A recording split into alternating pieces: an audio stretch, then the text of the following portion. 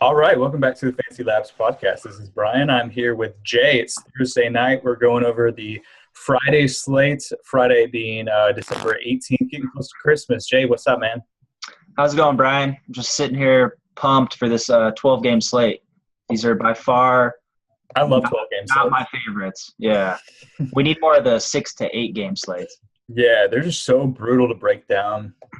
And yeah, there's so many games, but we're gonna do our best, and we'll get through them. So we'll jump right in. Obviously, since we have so many games to go through, we'll start with the 7 o'clock games and work our way to the late ones. So first one we'll talk about is Brooklyn at Indiana, and the line that I have here is 204.5 currently. Indiana is pretty sizable favorites. They're 10.5 point favorites right now. So let's start on the Brooklyn side. I'll kick it to you, Jay. What are your thoughts on these guys? Any kind of cash game plays, or the line's not too great for them, obviously? Yeah, on the road, double-digit underdogs is not ideal for me. One guy I'm looking at here, though, that I think is borderline cash is Jarrett Jack. He's been playing really well, averaging over 35 lately, and he's been getting a lot of assists. I don't love the matchup at all, but Shane Larkin's been ruled out with a concussion. So I think Jack is in line for solid, safe minutes here. And at just 6,200, I definitely think he has a solid chance of paying that off. Yeah, no, I agree. He probably is the only guy for cash. It's not the greatest matchup here against Indiana. They're pretty solid, but yeah, not a lot of good spots here. I mean, Thad, we saw him have some upside earlier, but he's just been kind of lately. Brooke had an okay game last game, but he's kind of the same thing where they're just so inconsistent. It's not like they're getting a lot of minutes either. I mean, Right. Everyone's getting like 30 minutes, which is fine, but like the Warriors or like the Spurs, we always complain about them only getting 30 minutes. It's hard to have a lot of upside in 30 minutes, Yeah, for these guys that aren't really getting these guaranteed minutes, you really need a good matchup and everything set up well to even consider them. And this is definitely not that. So really it's Jack because of his price and kind of security of minutes that you can consider. Yeah. And then, no one else. Joe Johnson's been terrible.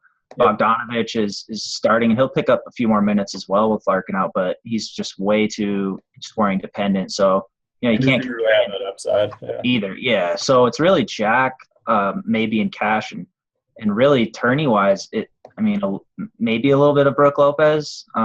Just with the matchup isn't terrible for him. I think he'll be able to, kind of score down low. So he's the guy, I'd consider having a little bit exposure to. Not one of my favorite tournament plays by any means, but really the other guy. And Thad, I'm not too high on really in this game. Yeah. I think theoretically he should be doing better. I mean, his usage is still pretty good, and so like data wise he should have a high upside, but he just hasn't really been doing it. So not super interested in a lot of these guys. There's some fringe tournament plays.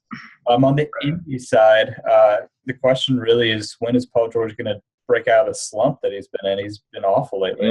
Yeah, he's shooting pretty bad. And the thing with this game for me on the Indy side is they've been a part of 3 blowouts in a row. Pretty big blowouts, and I anticipate that to continue. Brooklyn's a really bad team.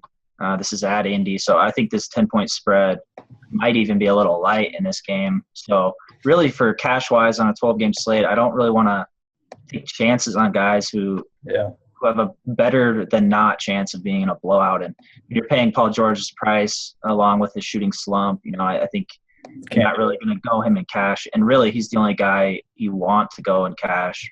Barring no injuries. Really, anytime, yeah, unless there's an injury. But as of now, so Lavoy Allen sprained his ankle last night, but he said he'd be fine. It's something to monitor. I do believe that they'll go back to starting C.J. Miles in this one. Yeah, I do too. And I don't. It just doesn't really seem to affect that much about them anyway. They do this thing where they start Miles or Lavoy Allen depending on whether they want to go big or small, and just kind of matchup dependent, but it doesn't affect them that much, in my opinion, from what I've seen. And Miles played great off the bench the other night, so he can still you get his shots up on that second unit just like he can starting. So yeah. I mean, he did have a good game. Played 29 minutes, had 35 fantasy points. So, but yeah, I mean, I agree. The question would be, like, obviously Paul George is a good tournament play because he has upside, and whenever he breaks out of the slump, he has 65 fantasy point potential, like we've seen earlier. So you gotta have some exposure there just in case that this is the game he does it. But the question is who you go in these other guys. I mean, Miles, George Hill, you can have some exposure to, but I don't know. I think Monte has a great matchup. It's just really a matter of him producing, which he kind of hasn't done too often. He's been getting a little better, but I like his matchup a lot. The other guy on my radar is Jordan Hill, kind of anticipating a blowout. He could go like 6 points, 6 rebounds in the fourth quarter alone, really, which is per minute basis. And maybe Stuckey with the blowout you could look at. I think CJ Miles and Monte are decent tournament options. Paul George is obviously a solid tournament option, absolutely. And then and it's really just Jordan Hill, kind of those guys, and that's pretty much it. I think Jordan Hill will probably be under-owned a bit, and this is a 10-point spread, so yeah, he always is usually. Kind of like him in this spot. Yeah. I mean, they're okay. Kind of all these guys, they're top 6 players you could potentially go in a tournament. But in a 12-game slate, I mean, I think they're all like, B tournament plays at best. Yeah, I agree. So, don't need to spend a whole lot of time on that one, I don't think. So the next one we'll move to is New York at Philly. And the line that I have, if I can find it, is 196, and New York is 6.5-point favorites. A little bit surprising, I guess. So we'll start on New York side. So Melo has just continued to dominate. He's kind of the opposite of Paul George. He's in a really nice hot streak. So obviously against Philly, it's a really nice spot to target him. And your boy Porzingis, you called him. You said he was a great tournament play, and he had like 6 or 7 blocks in the first half the other night. Yeah, he was cooking early in that game. I wish he saw more minutes, but it's funny how that can switch so fast. Like Melo kind of being always a tournament option for us, and now here he is underpriced playing Philly in a spread that's not even a touchdown. Right, and you're looking at 8,300 on DraftKings.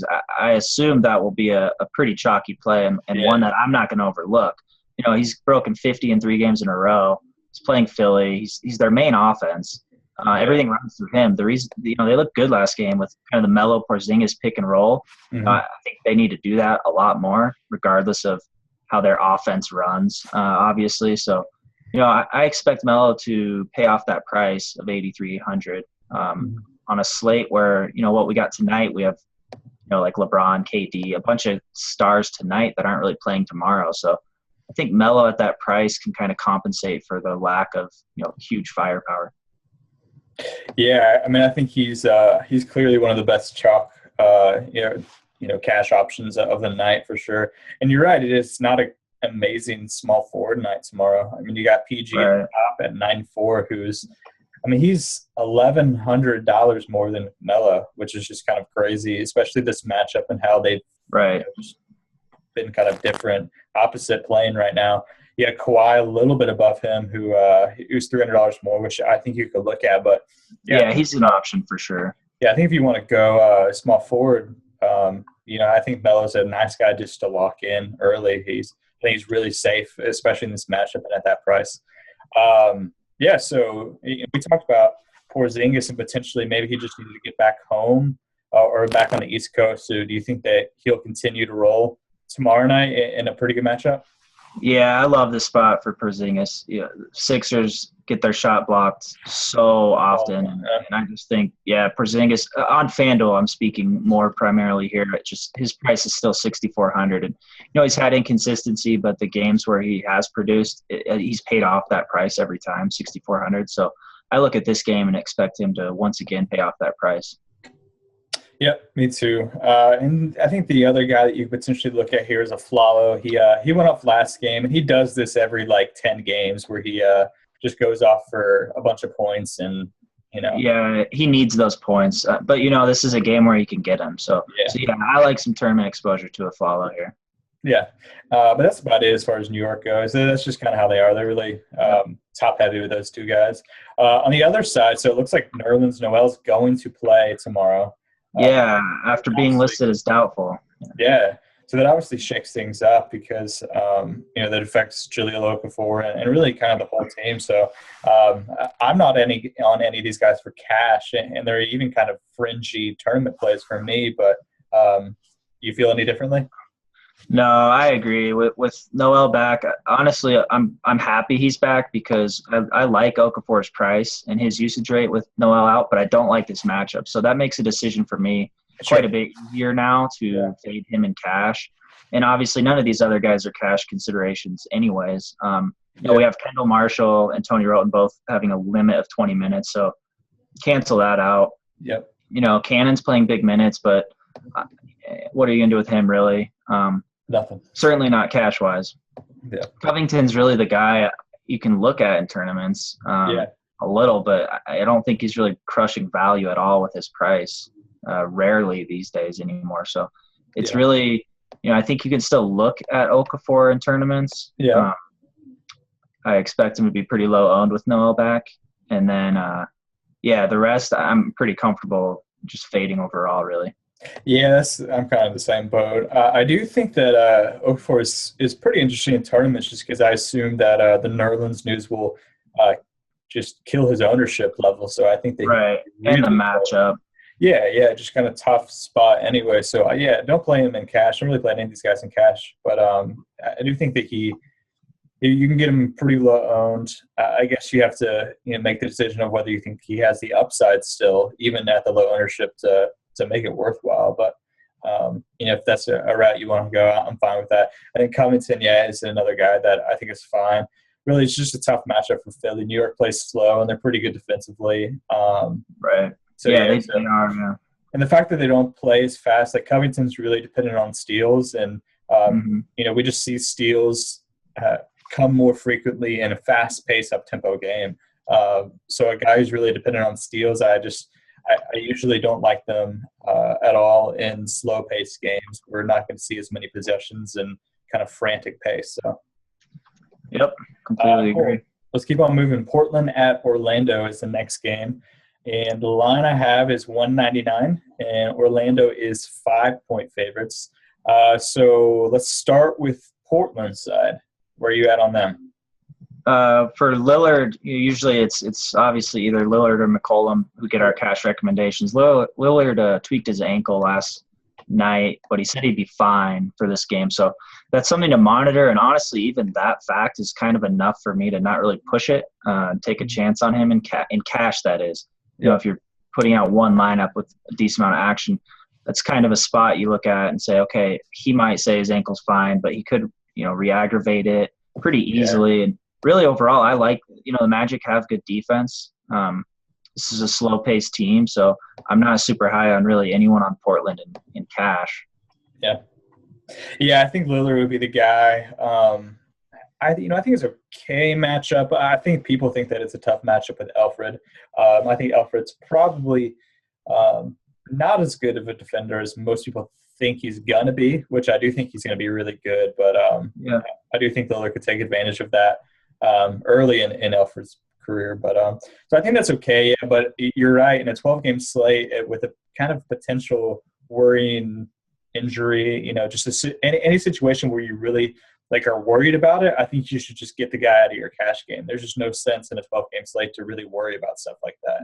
Yeah, and that speaks not even for this instance, but all of these types of, if someone's lingering or they went to the locker room to get retaped, so anything like that, if you have this many options on this large of a slate, I'm always comfortable. Long-term, you're thinking long-term here, how many times you can make this move. You got to have a move kind of set. We don't really have any hard guidelines in NBA, but this is kind of one of my personal ones is don't take chances on guys that you could see them maybe aggravating his ankle again. So this is one of those scenarios. Yeah, no, I definitely agree. As far as tournament side of things go, obviously Lillard is always a great tournament play. All the things that we said, that goes against him in cash, obviously, it's kind of an advantage in tournament. Maybe he's a little lower owned, and I do think it's a fairly good matchup. McCollum is a fairly good tournament play, 6'8". He just really hasn't budged in price. He's been over. Right. He's been over 30 fantasy points, really up closer to 40 the last several. So I think that he's playing pretty well right now. Obviously, if anything happened to Lillard, he'd be in a really good spot. Right. Yeah. Mason Plumlee's been playing really well the last two, so I really don't mind him as a tournament play. And then the last guy, I know I'm recommending a lot, but I still like Crab. He's struggled, but I think his minutes will bounce back, and I think he has some upside here too. So I think he's actually playing pretty well. Yeah, the guy on my radar really for tournament exposure here is Plumlee. 5,100, I think always at that price range always opens up a lot of unique lineups when you kind of save at center there. Yeah, and he has been playing well, and I don't mind this matchup. He'll have to play with Vooch. Obviously he's got Leonard off the bench behind him, a couple other bodies there, so he won't go any crazy big minutes or anything. But I think he can pay off that price in this matchup. Yeah, I agree. I do like the point about you starting off with one kind of weirdly priced per guy. It opens up lineups. Yeah, because a lot of people will either go up to like the 7K or even 9K for a Drummond and just slate in a vacuum, or they'll go down to whoever is like the guy getting the injury start, who's only like 3, closer to 4 or whatever. So a guy like 5, usually people just skip over. So I do like that idea. Right. For sure. So Orlando side, I don't know, man.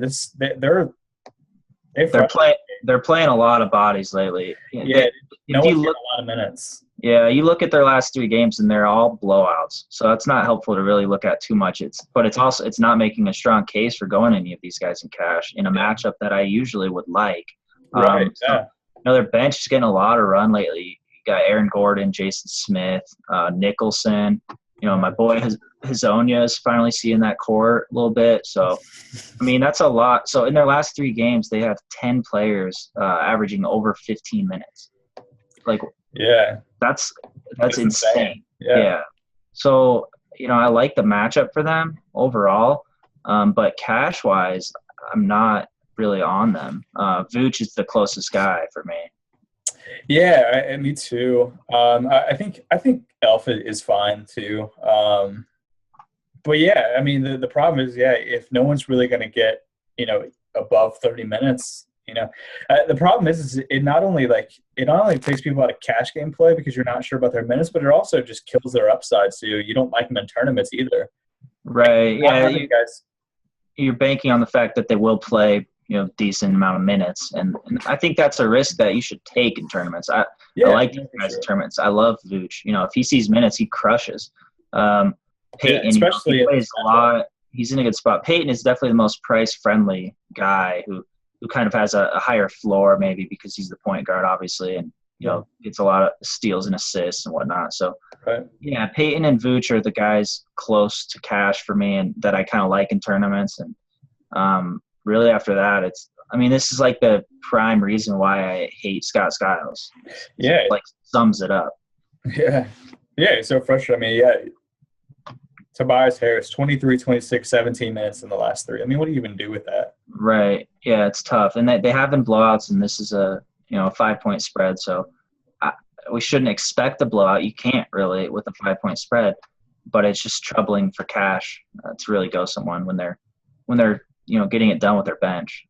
Yeah, you're right. Just not super interesting as a fantasy team right now. And I think you can have some tournament exposure to Oladipo too. I think he's a guy that'll be really, really overlooked in a really good matchup here.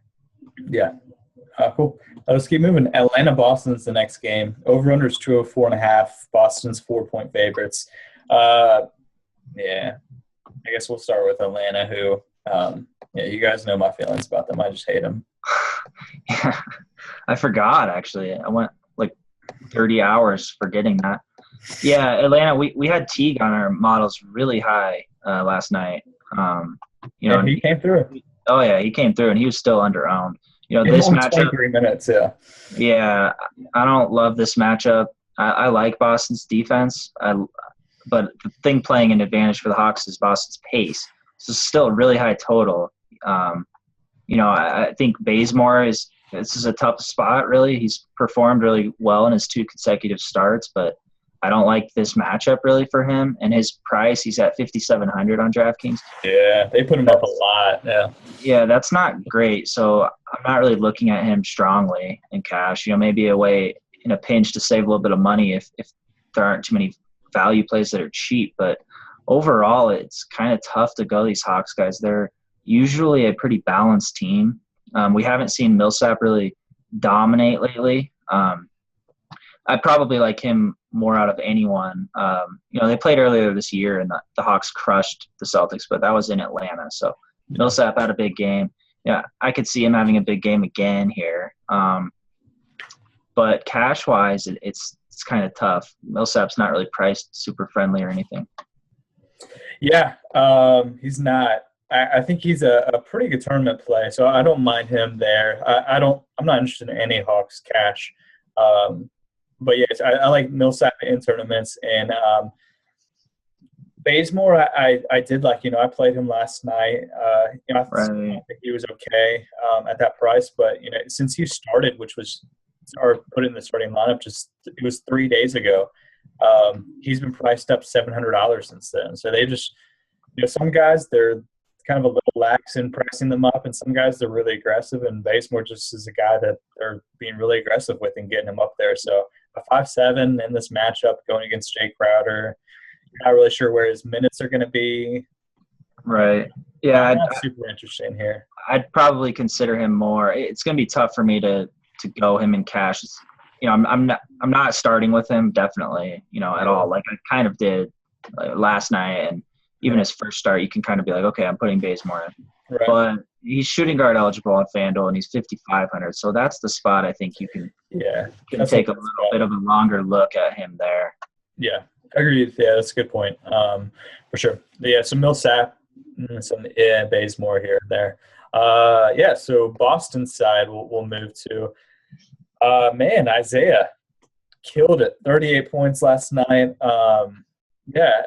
I think that this is a okay matchup for him. Atlanta's pretty solid in most places, but I still think that he's fine. The matchup. I'm not sure if matchups really matter for him that much. I know theoretically they should because he's small, but I've actually talked about this before. I don't think it matters as much just because he is so small. He's been dealing with matchup problems his whole life, so it just doesn't really affect him anymore. So.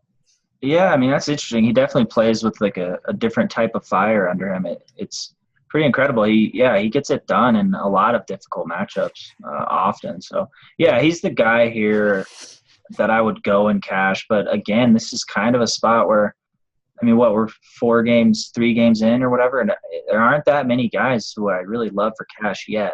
A lot of the juicier games are later. Yeah. Just in case you guys are watching and being like, these idiots don't have a single cash play. But, we're really trying to pinpoint it down to guys that you'd actually use. So, I like Isaiah. He's fine. I don't love his price. Yeah, that's the problem, right? Kind of the inconsistency with his secondary stats a little bit. So, I'm not expecting him to score 38 again. Avery Bradley's the guy who did really well in this game last time, but he's another guy who's, pretty inconsistent with his threes and whatnot. So, they're the two that play heavy minutes, especially Bradley. So, you got Isaiah, Bradley, and Crowder are all logging pretty heavy minutes. And then we got Solinger, who's more of a tournament play here. Who's so frustrating. Yeah, he really is. Yeah, this is just another team. They got a lot of bodies. They got a lot of guys who can play in the front court. They mix it up a lot.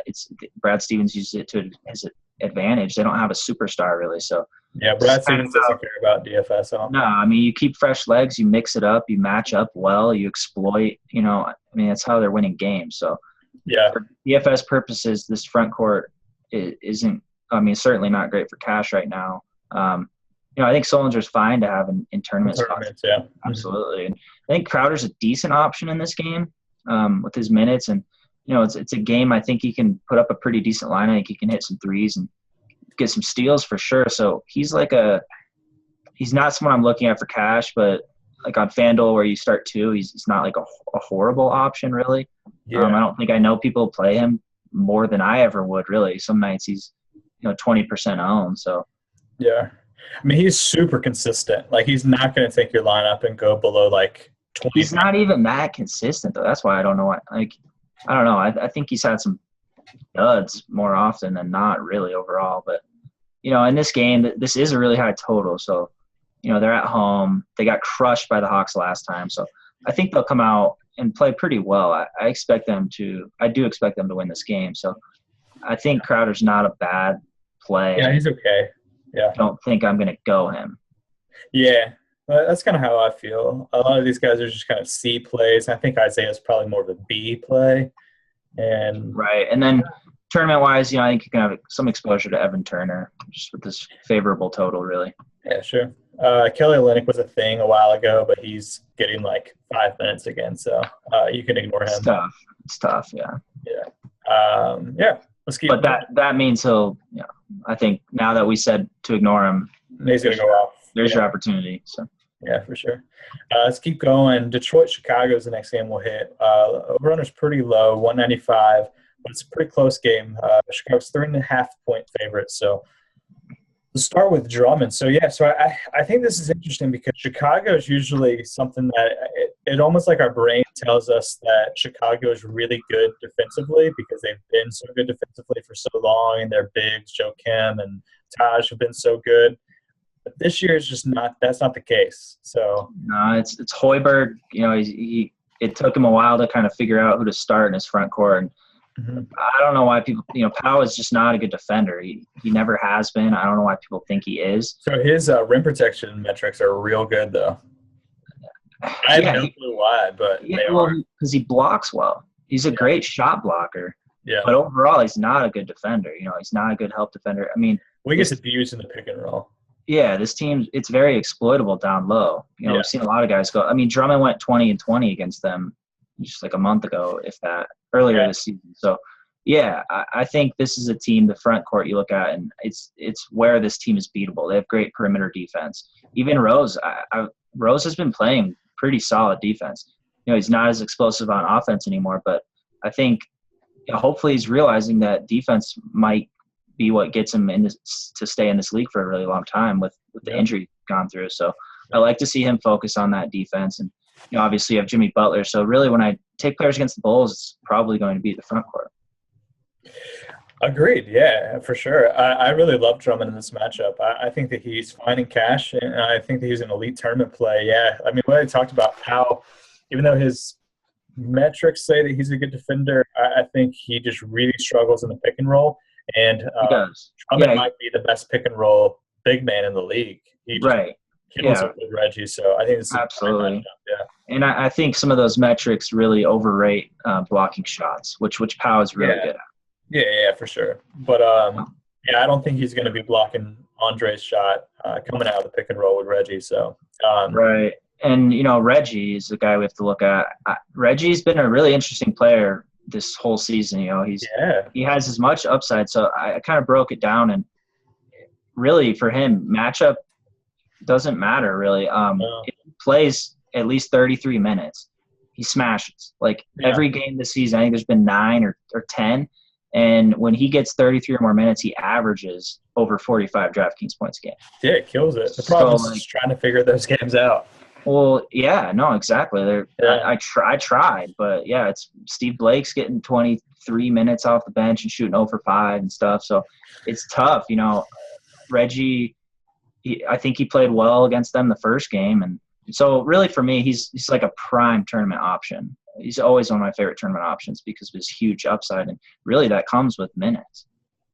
It does, yeah. But, he's always an amazing tournament option because you're right. For some reason, if he just does get a little bump in minutes, whether the game's close or kind of whatever, I'm not really sure what the reason why. That's the other thing. I mean, this game is a close enough spread that Reggie's kind of been their go-to guy really in crunch time. So I expect him to play 33 minutes. Yeah. And then on the Detroit side, I guess the other guy that's even potentially interesting for me, I'm not really on Marcus Morris or Sonny Lesiava. It's KCP. He exploded last game. He's on fire. Yeah. And playing so many minutes. His last 2 games, he's played 44 minutes and 45 minutes. He's just playing the most minutes of anyone in the NBA. Right. And at 5'2", if he's looking good. I'm not going him in cash. He's a guy. I can't rely on his scoring against this perimeter defense where he lacks in his peripheral stats. I mean, generally, he's had a couple of games where he's gotten a few. Which is in college, I played him all the time on FanDuel in college at Georgia, and like he had some huge lines, ran like 6 steals, 5 dimes, 7 rebounds. Like he filled it up, and now he's mainly just scoring. So for me, it's tough. He shot 2 for 12 against him the first time, and that doesn't surprise me at all with the Bulls' perimeter defense. So it's a guy I'm off for that reason alone. Even tournaments and recency bias, the way he's been playing, I think he'll be a little higher owned than I would expect, which kind of makes me, along with the tough matchup, kind of get off him overall. But he's definitely got that upside, though, that he's shown the last few games. Yeah, no, he definitely has. So, yeah, I don't mind that way of thinking. You think recency bias and the fact that it's already a tough matchup and his shooting's going to come back down to earth. So, so this might be a good spot to fade him with probably high ownership. So, I don't mind exposure to him just because of how well he's been playing lately. If you want to right, So I also respect the fade. So right, and when I say high ownership, I don't mean higher ownership. I just mean higher than I would want him at, basically. Sure. Yeah. Cool. So on Chicago's side, so this is interesting because usually I am not super interested in centers going against Drummond just because I'm just worried about foul trouble. Exactly. But Powell's not a guy who gets into that. I mean, he'll avoid fouls, honestly. So I'm kind of less worried about it, which makes Powell semi-interesting, I guess.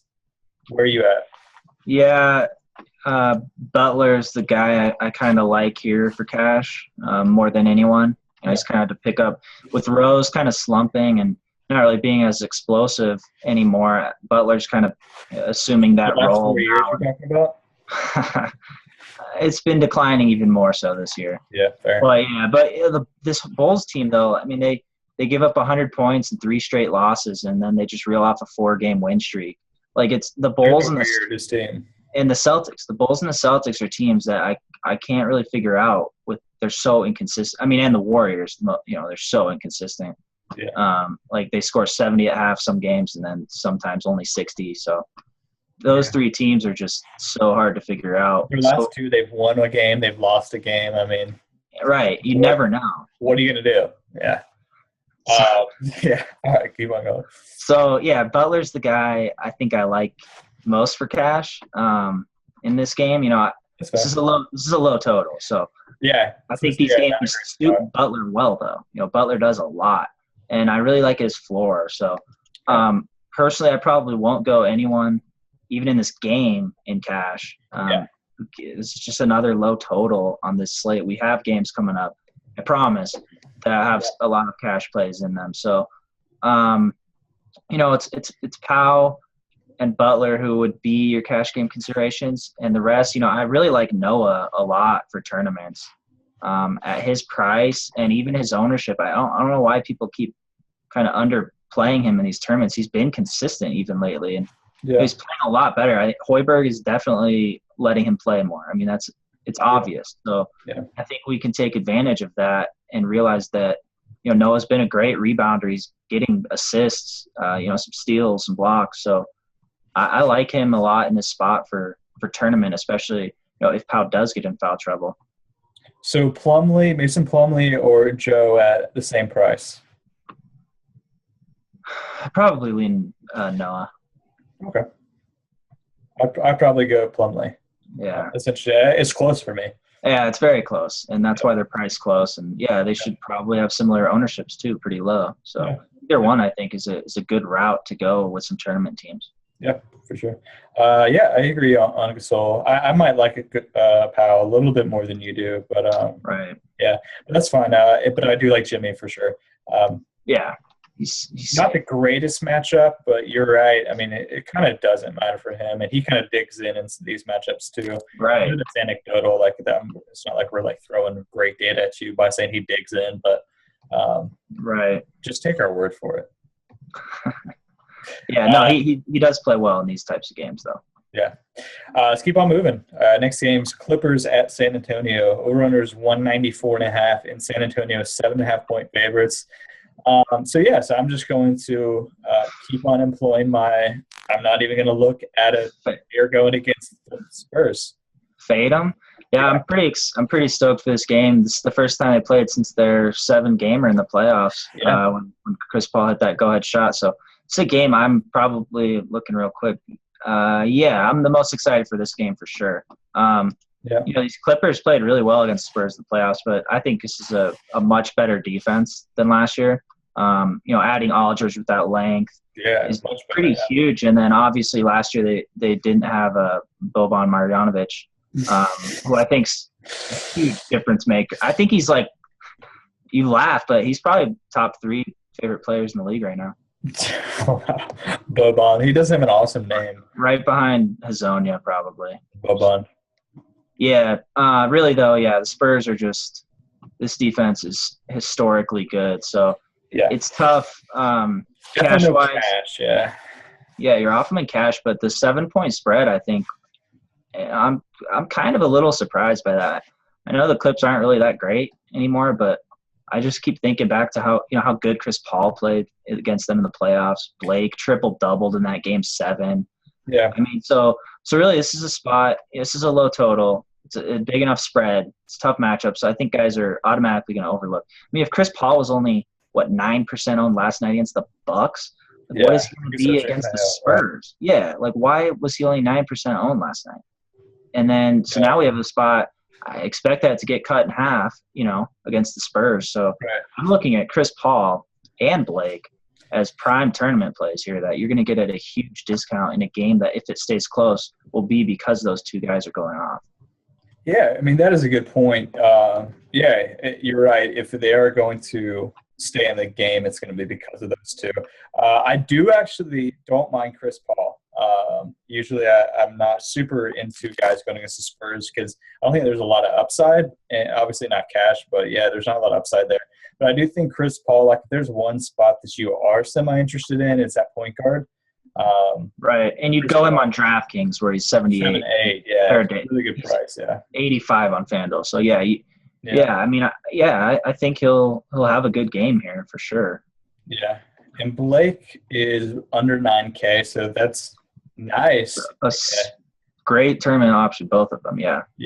I wouldn't get cute and go DeAndre or any of these other guys, but I'm not as high on DeAndre as I kind of have been on some other matchups.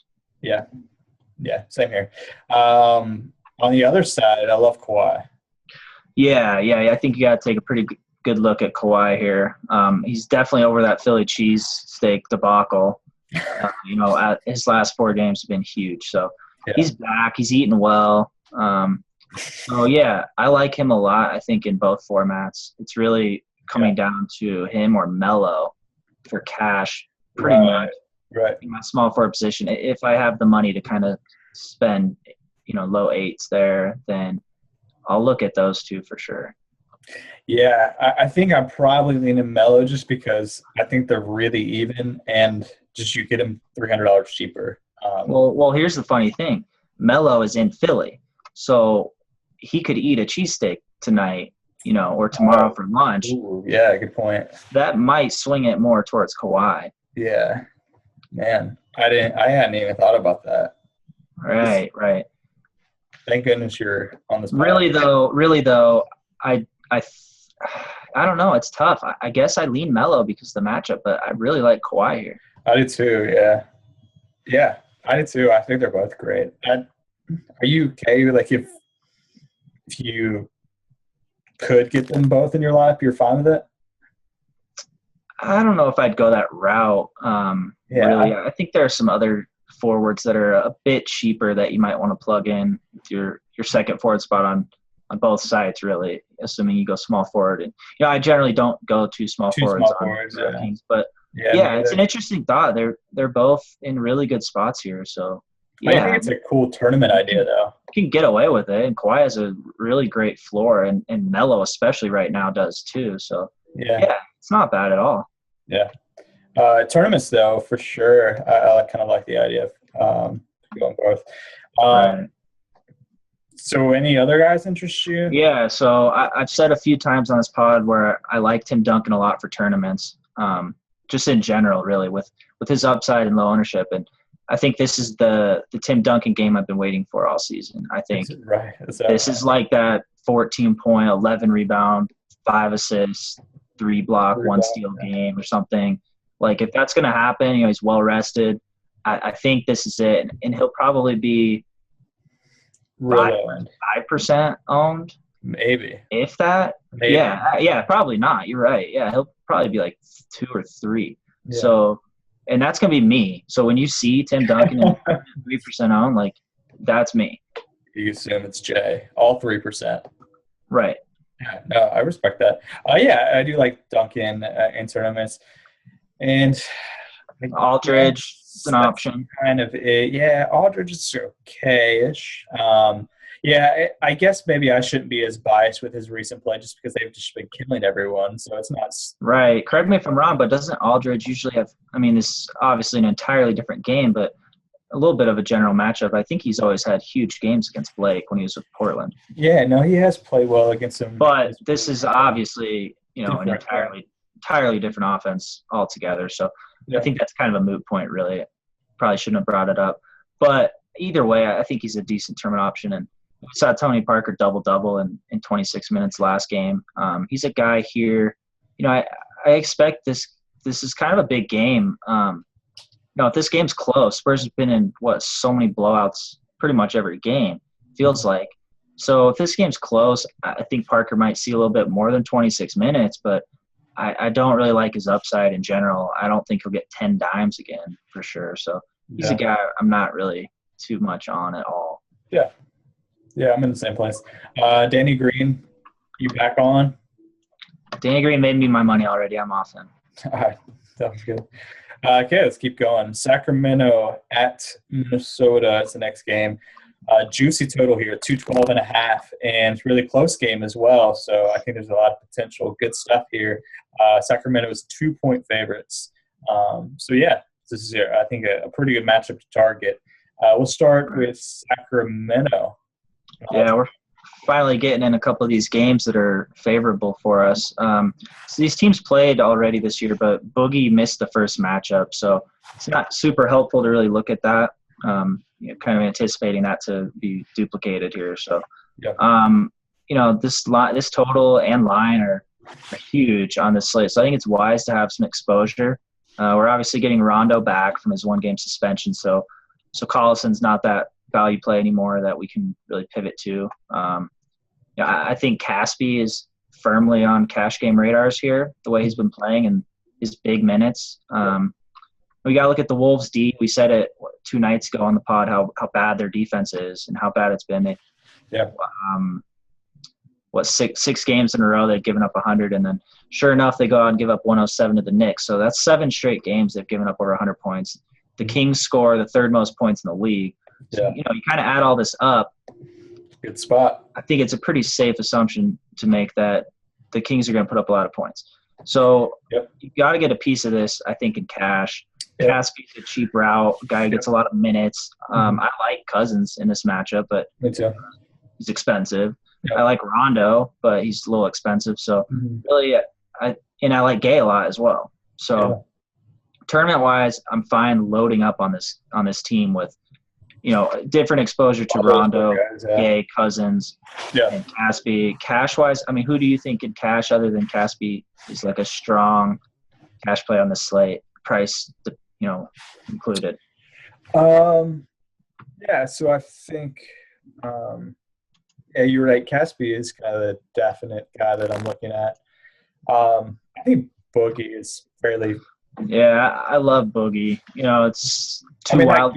10-2, 2 Wildcats going at it, Boogie versus Town. So, I think I'm not scared of the matchup for Boogie. I think Boogie can definitely have a huge line still in this game. Yeah. I mean, I don't even mind Rajon. It's a lot of points in this game. So, Yeah, and he's been crushing lately outside of this suspension. But, Right. Yeah, I mean, I kind of like all of them. You're right. Boogie and Rajon are both a little expensive, so I get that. Caspi's obviously probably the best, like dollar per dollar value. Yeah, value wise. I mean, and then the other value guy you're kind of looking at is Rudy Gay's 7,100. That's not that bad, really, for this total close game. Yeah, yeah. Like I think they're all like if I saw them in a cash lineup that I was playing against, like any of those four guys, I would be like, Right. I respect that. Yeah. Yeah, absolutely. And we just went through a bunch of games that have low totals or big spreads. So now we're getting to a game. Maybe Rondo's not the best per dollar value. He won't show up high when you rank that way.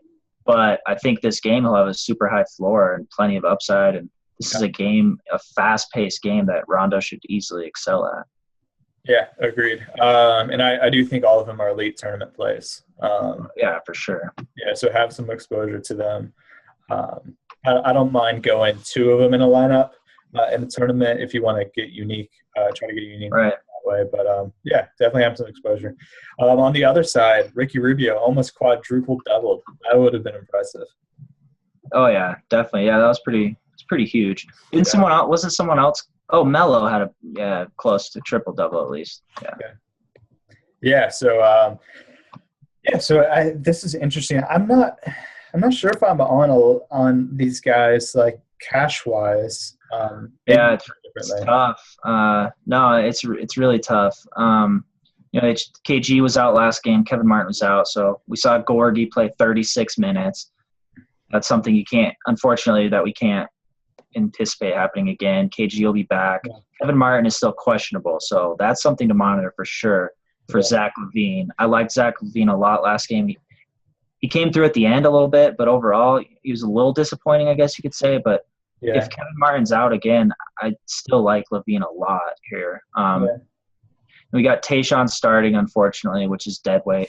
I just want them so bad to play their Warriors version of the death lineup with Rubio, LaVine, Wiggins, Jang, and Towns. Yeah. So I think we'll see that a bit more as the season progresses, but it's something I don't think they'll play like that lineup together too much.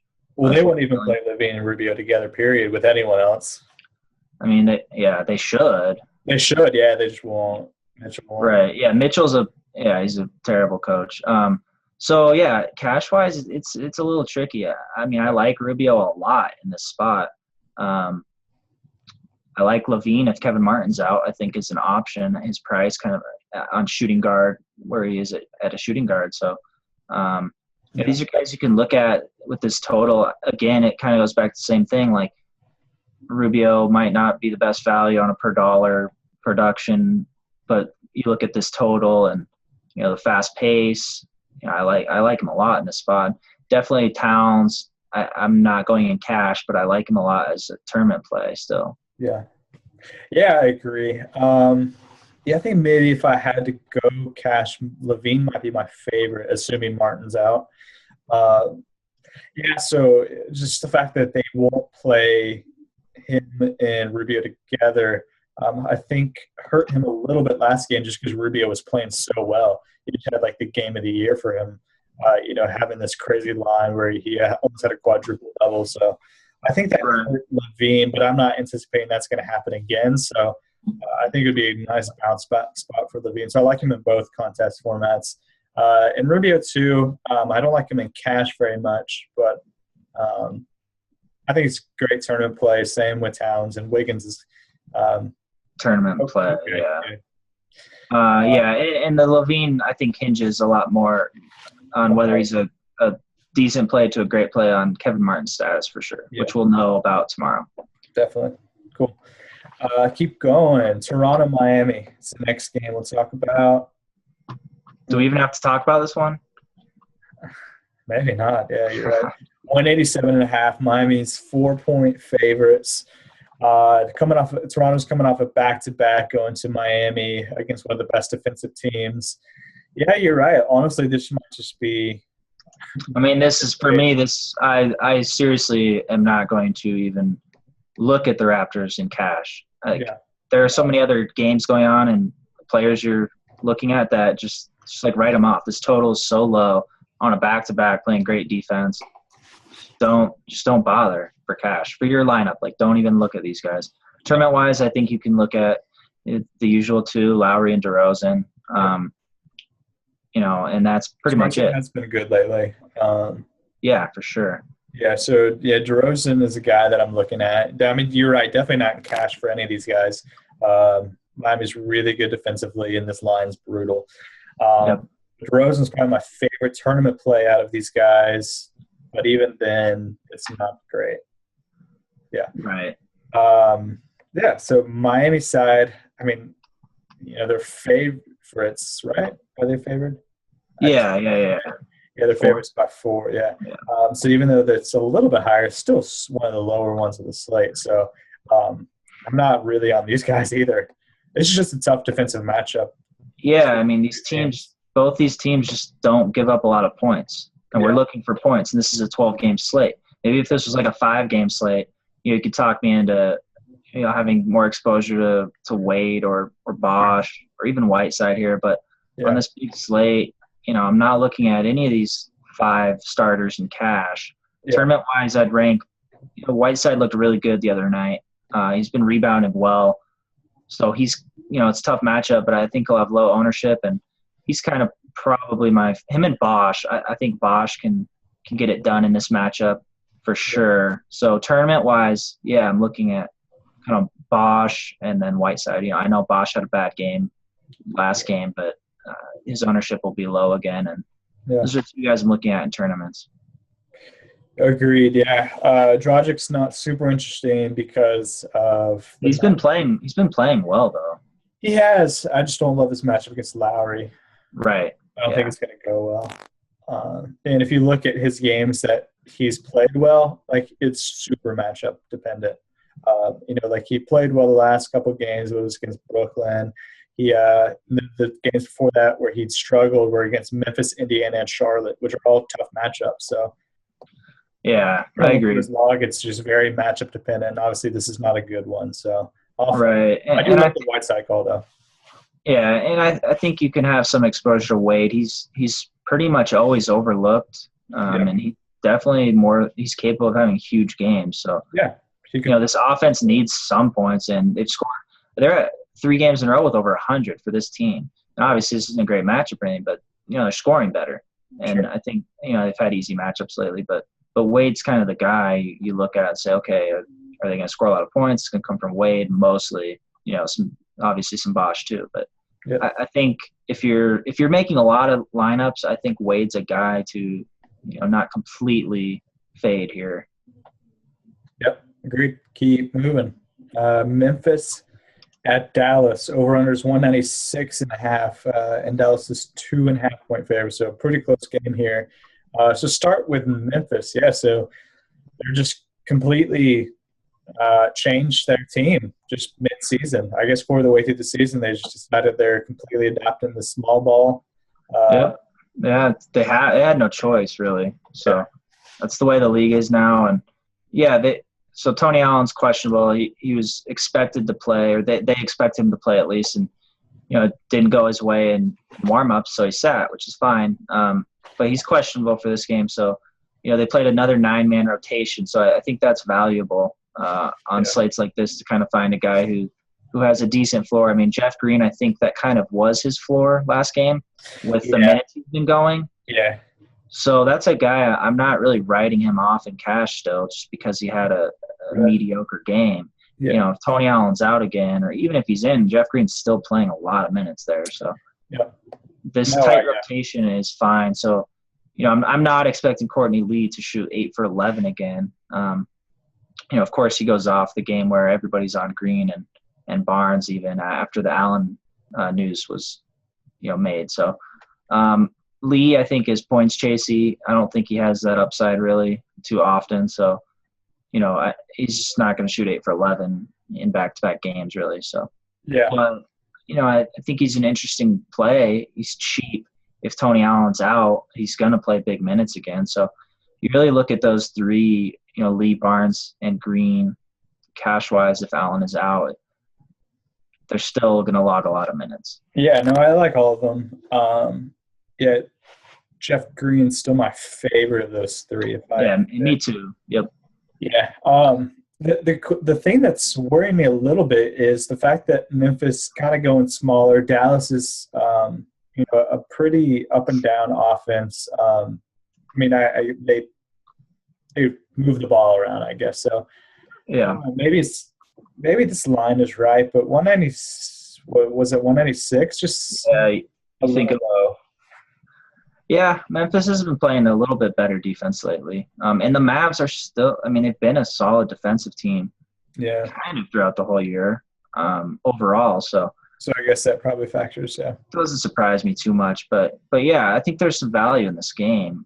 I still like Marc Gasol in tournament formats with his minutes he's been going.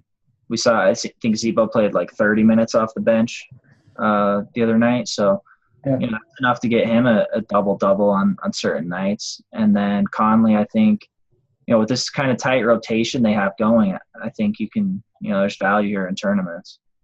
Yeah, I definitely agree. Yeah, they're definitely intriguing.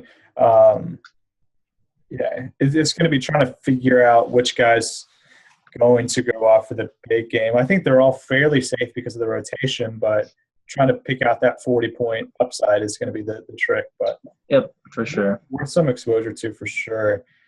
Dallas side. We got some injuries to note.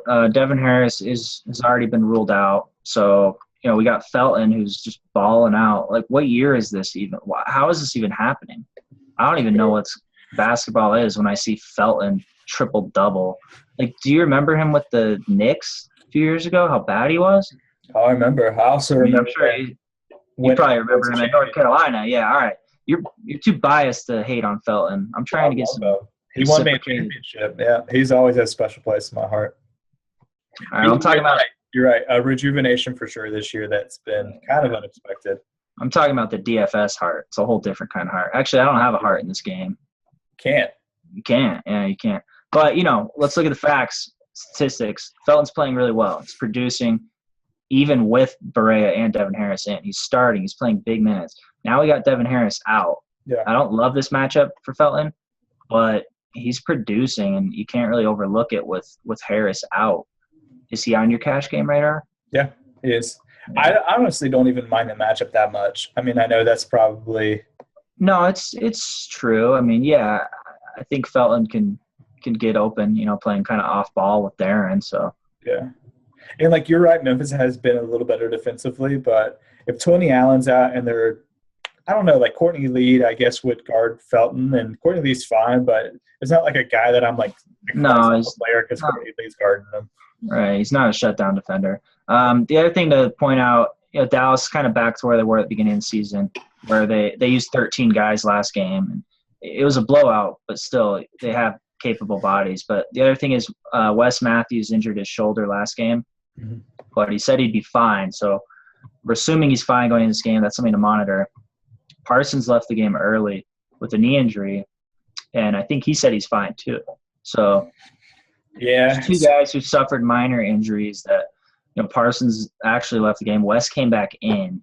Parsons doesn't play full minutes anyway, so that might have had a factor as well. So I think Parsons you can consider questionable and Wes probable, but definitely something to monitor because that would open up a little bit more minutes. I think if those guys are banged up, I think Darren would have more cemented minutes a little bit with Felton kind of moving to more of a backup point guard role with Barea as well, and Felton still playing his usual minutes at the 2. So, Wes, I think if he plays and Parsons is out, so it opens up a few things. So as of now, assuming that Wes is playing and Parsons is playing, I think Felton's the one guy you can really look at here and consider in cash. Yeah, and honestly, I don't really like these guys in tournaments that much either. Felton for sure. And I think Darren is okay. But, yeah, you're right. The other ones I'm not super on because of the rotation. Yeah, right. And Wes is really scoring dependent. And I think Zaza's a brutal matchup, obviously. But he's a guy who can produce. I think Dirk has a good chance of having a decent game. Yeah. So, but I don't expect him to go crazy or anything in this game, but he's a guy you look at if they're down a few bodies, the shots will kind of gravitate towards him a little bit more. No, well, you're right. Yeah, cool. Let's keep on moving.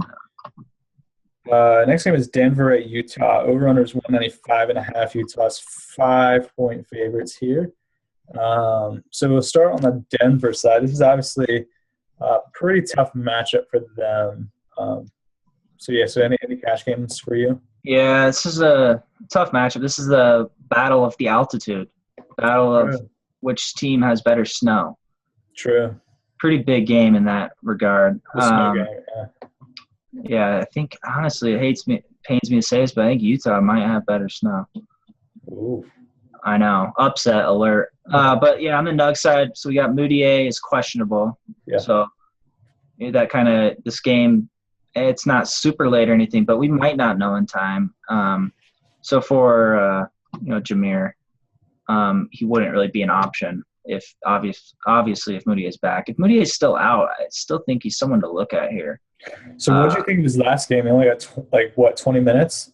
Yeah, Foy played a lot. I was going to get into that. So they're playing a lot of bodies right now, the Nuggets. So, Fareed's a guy who's averaging like well over a point per minute lately. He's crushing it, but he's not playing enough minutes. So, Barton's the guy really who's like locked in for over 30 minutes a game.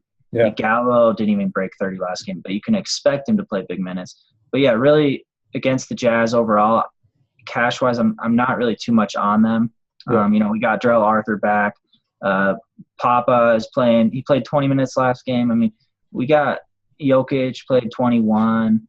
So, it's a lot. The front court's just kind of tough to really rely on Fareed playing 33 minutes. I don't think you really can right now. Yeah. The rotation's a little bit too deep for me to go anyone in cash in this game. The guy I'd consider is Jameer, and I don't like that. So I'm hoping Moutier is leaning probable or something where I don't have to really rely on taking a punt play with Jameer. Yeah, and I don't even think it's that great of a punt play, honestly. It's not. That's why I don't want to do it. But it's kind of overall a relatively tough slate to kind of find these cheap guys, though. Yeah. I think I'm probably off Jameer in cash regardless, but you're right. It would be tough to fade him in cash. Yeah, I will say I want to fade him. I do not want to play Jameer in cash. Yeah, agreed. So no cash from me, but yeah, like you said, I think Barton is worth a tournament lineup or two. He's just playing the most consistent minutes. And Fareed, I think is interesting. He's been playing really well. Not a great matchup against Favors, but playing well. Could have a good game. Those are kind of the two guys that I'm focusing on. I guess you could go a little Gala here, but Hayward matchup is not great for me. Yeah, and Barton I think is a guy you can look at for tournaments as well. I like him off the bench against this Jazz second unit. He's been playing well. I think he's their best player, arguably, of the season, production-wise at least. So, he's a guy I don't mind looking at. Yeah. Cool. So on the other side, actually really like the spot for Favors. I love the spot for Favors. Yeah, I love the spot from the other night he came through. And, Favors is in a great spot right now. I'm not sure if they'll keep the same lineup with Jeff Wythe at the 5 and Favors at the 4. Favors just played better at the 4. Yeah. So that's something that, maybe we'll know before lock tomorrow. I do like Favors more at the 4 in this matchup. So, and they could match up like that again. But, we could see Favors go back to 5 with Trey Lyles start at the 4 again. Either way, I like Favors, but I do prefer him at the 4. Yeah, I'm not sure how I feel about that argument. I don't disagree, I don't think. I just need to think about it. But I really, you're right. I do really like the spot for Favors. I think he is an elite play in tournaments. Little fringy cash for me, or are you fine with him? Yeah, no, he's there. I mean, I like him enough for cash. It's really just a matter of kind of distributing the money around it. He's not one of those guys that it's kind of pricey that I'm really looking at right away. depending on your roster construction and if you're comfortable with some of these cheaper guys and you can afford him relatively easily, like don't break your bank for him or anything. Yeah. But I think he's safe. I love him in this spot for sure. So he's one of my favorite tournament plays. Yeah, definitely. On the same page there. And then the only other guy that I'm interested in playing is Gordon Hayward, who's a tournament play for me. The other guys I'm fading. They're just so inconsistent in their minutes and how they've been playing, and not really interested in either contest format. Yeah, I don't mind Hayward in cash really at all. Okay. They've been a part of a bunch of blowouts, kind of in a difficult schedule like we went over last time. And his one game that was really bad was against the Spurs, so it doesn't really count. Yes, the Nuggets, they're a really bad defense overall, so I don't mind Hayward in cash. Say on like FanDuel where you got to start two small forwards. Yeah. The problem is he's 1,000 less than Melo. I wouldn't go him on DraftKings. FanDuel he's 7,100, and you got to start two. So I like him in that spot against the Nuggets. Yep. All right, let's keep on moving. We got 2 games left. These are the late games, 10:30 games. We'll start with New Orleans at the Phoenix Suns. Juicy total here, pretty high as are most Phoenix games. 214. Phoenix. The Suns are 3.5-point favorites here. So start with New Orleans. So pretty good matchup here, I think. I like this spot. Obviously, this game is kind of what we've been waiting for, I guess you could say. This along with Sacramento, Minnesota. These are the 2 kind of big games for us to go. I think Tyreek on DraftKings at shooting guard is still fine for cash. Yeah. He was doing horrible last night, but he got up at the end. I mean, he finished, was it 25? Yeah. I mean, we 26 and a half. So yeah, I think we talked about Green. I think that was Tyreek's floor. I think we saw his floor. I pretty much agree with that. Yeah. And this is a fast-paced game. We just saw Phoenix get embarrassed by the Warriors, who are step up from the Pelicans and whatnot. But yeah, I like Tyreek on DraftKings still at 7,300 at shooting guard. I like him in this game. I like getting exposure to this game more than anything. Yeah. So yeah, I like Anthony Davis a lot. Obviously he's in cash game play really, but I'm not going him in cash. I prefer him for tournaments. It's hard to get a good cash lineup with him at 10-5. Yep, and he's just kind of been inconsistent. I mean, you need a lot of points out of him. You need him to have a big game, and some of these games lately, he just hasn't been as, explosive really. His blocks are really inconsistent. So he's a guy that I love for tournaments, and I think he'll almost kind of be under-owned really, just because people will kind of look at these games where he's only putting up like 36 or 37 and kind of be like, I'm not going to pay 10-5. I'm not paying 10-5 for him, but with this total and this game and even the matchup for him is great. So yeah, he always had 70-point upside in any game. Always. Yep. Yeah. So, but yeah, I'm not willing to pay that on this slate in cash. Yeah, that's fair. And it's kind of Tyreek. Drew. I still like Drew. Yeah.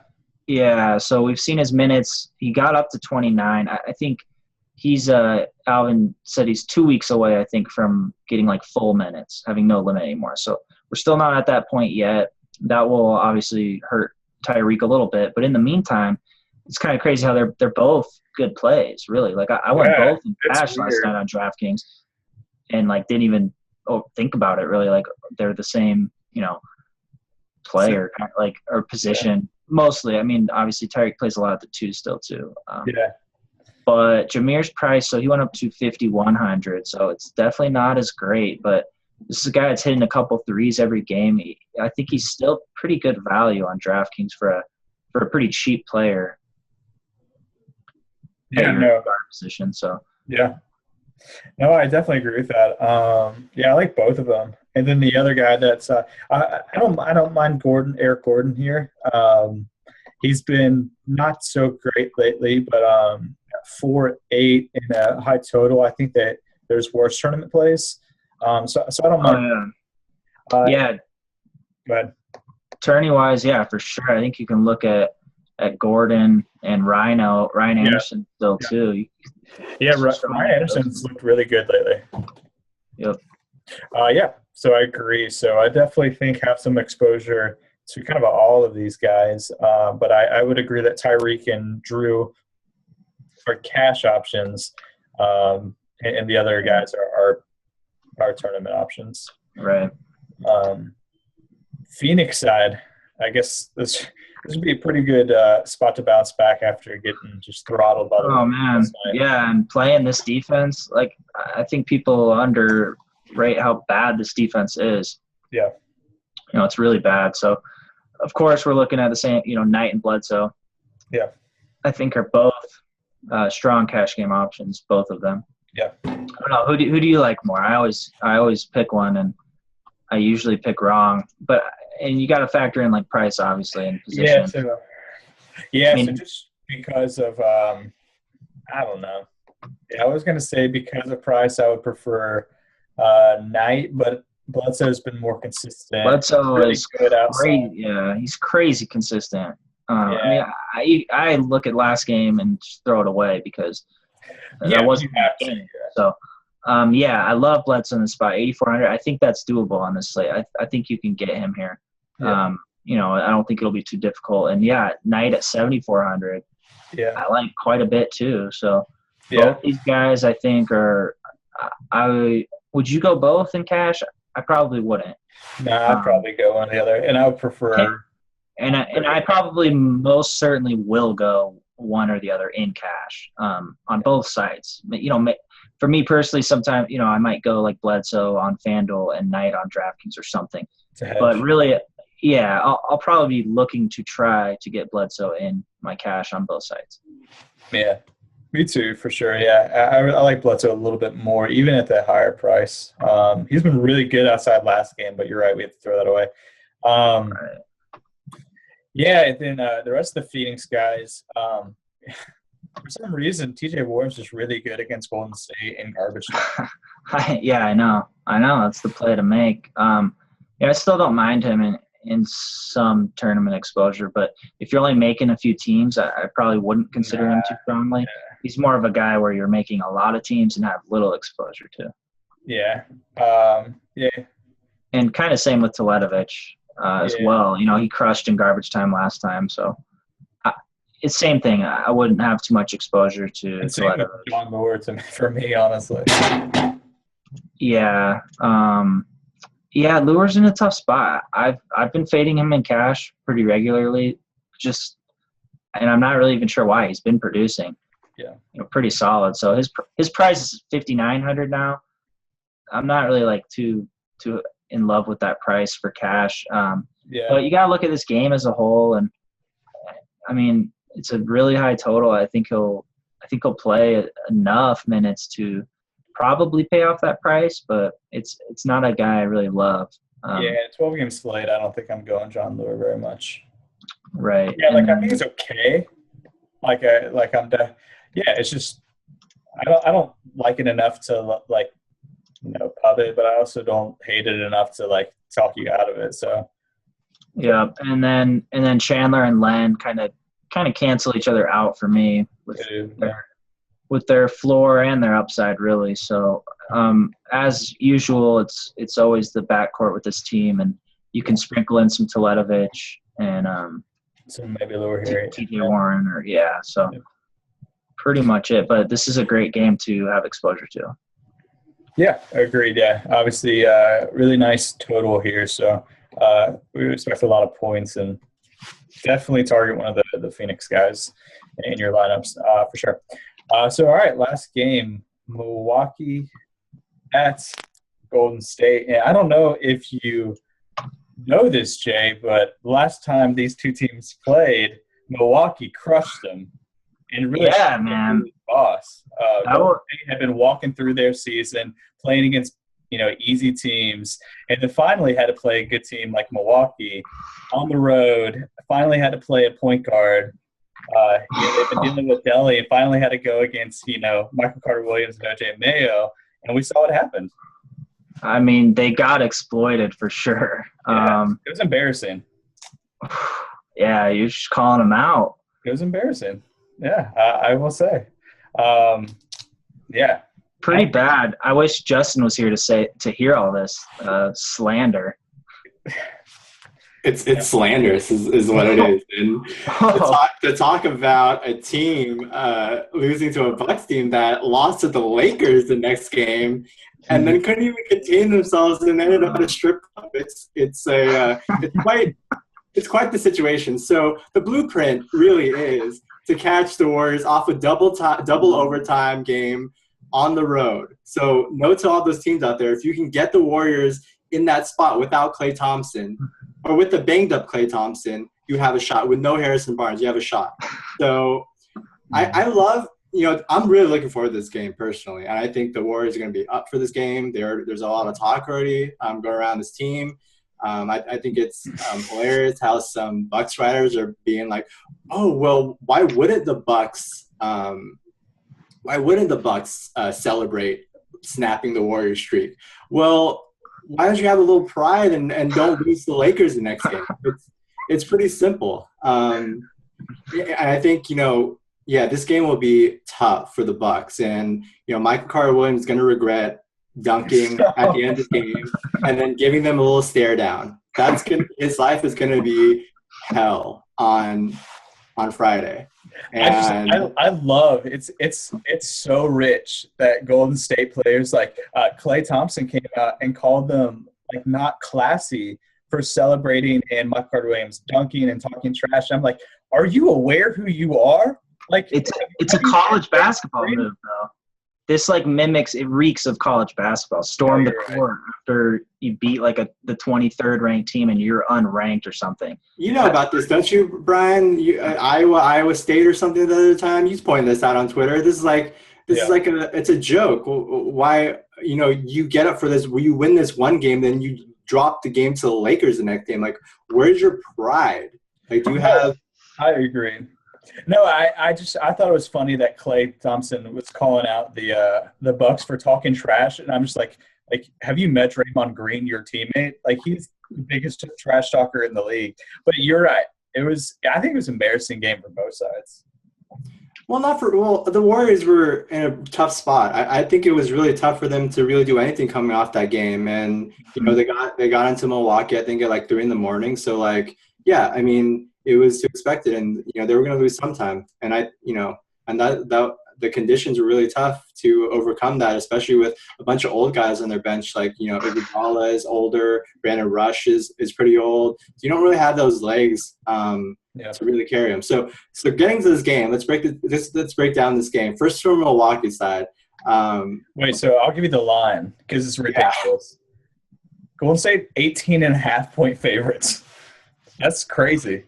It's so pretty big.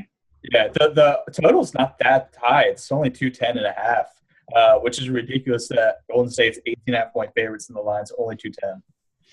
Yeah, I don't know what's going on with this Bucks team. Giannis went to the bench last game. I don't know what's going on with this with what's happening here. But like I said, MCW, I'm totally off of him. Then you can't really take anything seriously.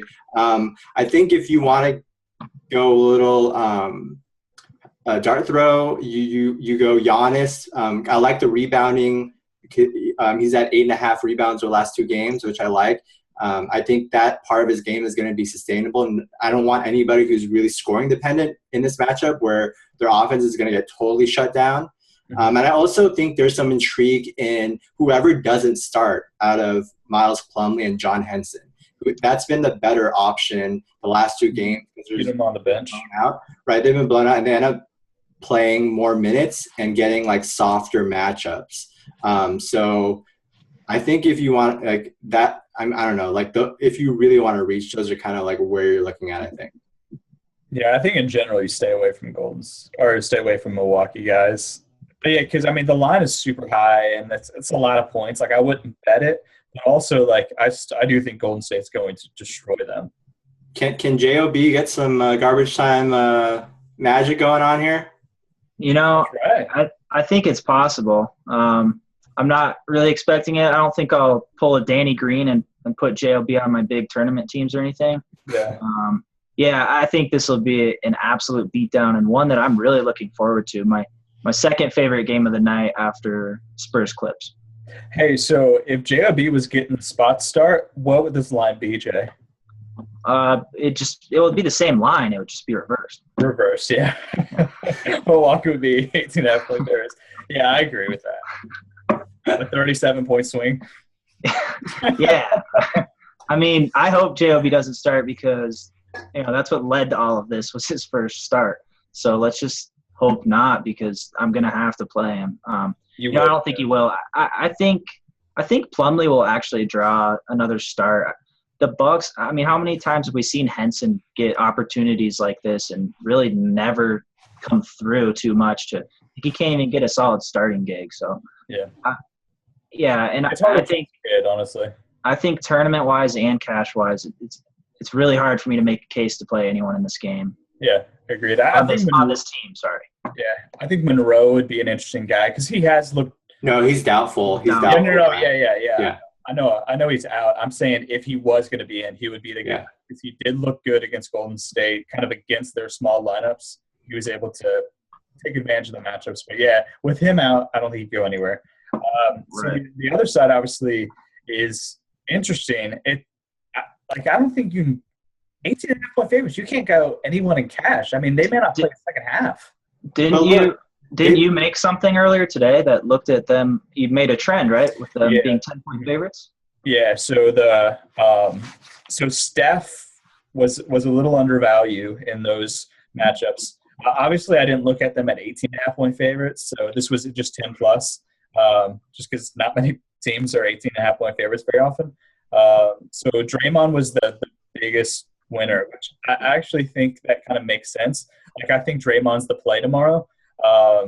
And Clay was kind of an okay play. He was about a value, and Steph was a little below value, mostly because they want to get Steph less, which is reasonable for sure. But yeah, so I don't think I'm on them in cash, but I do think Draymond is a really good tournament play here. I think Draymond's borderline cash for me. I can see him triple doubling in this game. I think this is a really ugly game where the rebounds will be really easy and they'll score easily, and he'll be involved setting up opportunities for teammates, especially Clay knocking things down. I think Curry might be the one that you want to stay away from if you're looking on this team. But I like Draymond. I think he has 3, 4, 5 steal potential in this game for sure, given how much I expect the Bucks to struggle. So I don't mind Draymond at all. I think he's definitely a really good tournament play for sure, but I don't mind him in cash. I just don't think – I think these are really safe floor here, given his all-around versatility and what he can do across the box score. Agreed. Yeah, he can fill it up really from anywhere. Jay, what are your thoughts on Golden State guys? Yeah, I think we have to assume pretty strongly that they're only going to play 3 quarters. So you look at which guy has the most consistent outcome to produce in these 3 quarters, and I agree, it's definitely Draymond. We've seen what Clay can do in 3 quarters. We've seen what he can do in 1 quarter, I should say. So for him on like FanDuel where you got to start 2 shooting guards, I'm not totally off him the way he's shooting, but he's still so scoring independent though. He is, but I mean, he's going to get open looks, and I mean, obviously, he can score. Being scoring independent doesn't mean that he's not a great scorer, but he is scoring independent. I mean, he's averaging just a couple of rebounds here. Right. It's more just a knock on shooting guard in general, overall on the slate being pretty weak, and the fact that you have to start 2. I think he's an option. I don't think he's a strong cash game option since we're assuming this game will be over in 3 quarters. Yeah, so I just worry about his ownership after that game. I think it's going to be – Yeah, I don't even think he's I don't think he's a strong tournament play either just because his ownership will be really high. It's just not a good spot for him probably either in cash or tourneys. Cash, like Bryan mentioned, obviously he's scoring like crazy, but he doesn't give you a big enough floor. Should he only quote-unquote score like 25 points or something. There isn't a whole lot beyond that. You'll get 25 points. Yeah, you're going to get like 27.5 or something. But yeah, so I wouldn't go Clay and cash or tourney probably. Anybody else here? You're looking at because they are going to be up a lot, and these bench guys are going to get extended run. There aren't a lot of like really attractive DFS plays for this team. We've seen it with Harrison Barnes out like for the last week or two. Not really on Livingston, Barbosa, Brandon Rush. Iggy, I mean, maybe. Yeah. But yeah, that's why I made the trend, because I was less interested in how the top guys did and more interested in like if there was a blowout, like what are the bench guys like hits value or exceeds it. And honestly, the trend just showed that you can't really count on any of these guys. Yeah, it's hard to really, and tournament wise, you need solid upside. So yeah, Iggy might break value, but is he going to get like 35? It's very unlikely. So these guys, the bench guys, don't offer enough upside for me in tournament exposure, and then obviously in cash, you're not going to go them anyways. So yeah, even if Bogues, Andrew Bogut ends up playing like 20 or 22 minutes, Spike Zealy, Festus Zealy only going to play like 20. So like, because they throw most Spates in there, they throw Michael McAdoo sometimes, and they'll maybe take a look at Jason Thompson at sometimes as well in a blowout. So none of those bigs are going to get enough minutes to really be relevant in the spot. I miss the relevant Spates days. As much as I love Swagzili, but I love playing Spates and teams or games that you figured it would be a huge blowout and having, it's really high usage rate, taking a ton of shots, but it's not really like that right now. I do like field goal attempt projections, and his like field goal attempts per minute projection, I like half the time is higher than Steph. It's obscene. Like sometimes I'll project most Spates for like 22 field goal attempts per 36. Like no joke. Yeah, most Spates getting more buckets. Biggest shooting guard in the league. That's true. Yeah, I think we summed up that game pretty well, though. I think we're all in agreement that I think they'll cover. We all think they'll cover. Bryan. Yeah. Bryan, let's hear that again for posterity, and a more emphatic yes or no. Yeah, the Bucks money line. Yeah. That's No, yeah, I do.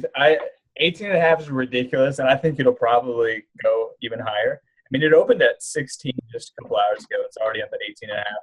I haven't even refreshed it. Let me refresh it real quick. Because when you think about it, like the Bucks are shorthanded. Like their bench is not very good right now. Like they're probably going to play like Chris Copeland and Damian Inglis and.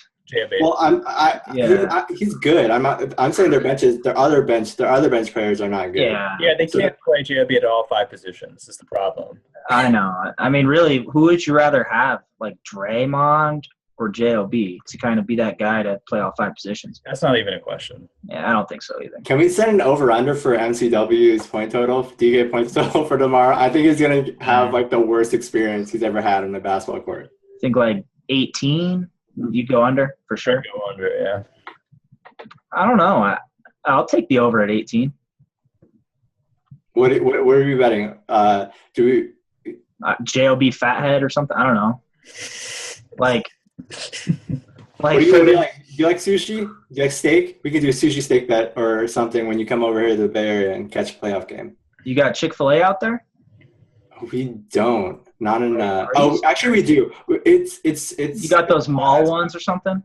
No, it's popping up. It's more of a SoCal, LA type thing. Not really in the Bay Area. It's kind of. You guys eat all weird, man. You're probably you want like kale chips, right? Kale chip bet. Yeah, there you go. That's more like it. No, I'll get some burritos out there for sure. Okay, cool. We'll do a burrito bet. It's on. All right, yeah, 12-game slate. There's no one listening right now. Like, you guys realize that. There's no one's left on the pod. But if there's 1 or 2 people out there, thank you for sticking through. Yep, thanks, guys. Remember, 12-game slate, just like Wednesday. Make sure you're kind of looking at every pick. Again, this is a slate kind of where there aren't too many super easy value plays. We don't have like a backup point guard that's really obvious at 4,100 or whatnot. We see Drew Holiday's price go up on DraftKings. He's not a shoe-in really anymore.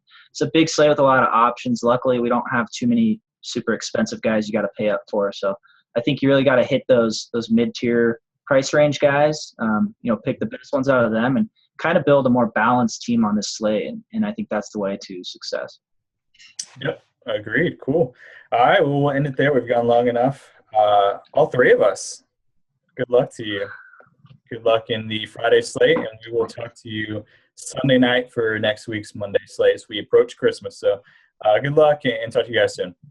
Good luck, guys.